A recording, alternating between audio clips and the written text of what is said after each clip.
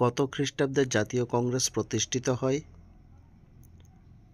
1885 খ্রিস্টাব্দে। জাতীয় কংগ্রেসের প্রথম অধিবেশন কোথায় বসে? মুম্বাই। জাতীয় কংগ্রেসের প্রথম সভাপতি কে ছিলেন? Barrister Umeshchandra Bandyopadhyay. United Patriotic Association কে প্রতিষ্ঠা করেছিলেন? স্যার সৈয়দ আহমেদ খান। কোন সময়কালকে নরমপন্থী যুগ বলা হয়? 1885 থেকে 1907 খ্রিস্টাব্দকে। কোন বিপ্লবী সি মার্টিন ছদ্মনামে বিদেশ পাড়ি দেন? বিপ্লবী নরেন্দ্রনাথ ভট্টাচার্য। লর্ড কার্জন কত খ্রিস্টাব্দে বঙ্গভঙ্গের সরকারি সিদ্ধান্ত জানান?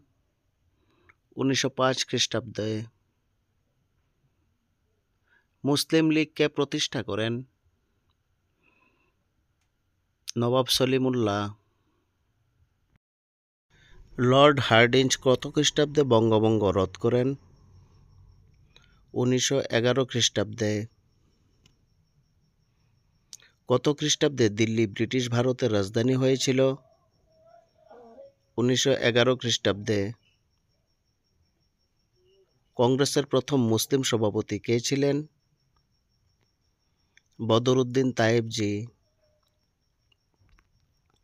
কংগ্রেসের প্রথম ব্রিটিশ সভাপতি কে ছিলেন? George Yule. কংগ্রেসের প্রথম মহিলা সভাপতি কে ছিলেন? Annie Besant. কংগ্রেসের প্রথম ভারতীয় মহিলা সভাপতি কে ছিলেন? সরোজিনী নাইডু। জাতীয় কংগ্রেসের সবচেয়ে কম বয়সের সভাপতি কে ছিলেন? আবুল কালাম আজাদ। কত খ্রিস্টাব্দে কাকোরি ট্রেন লুণ্ঠন করা হয়?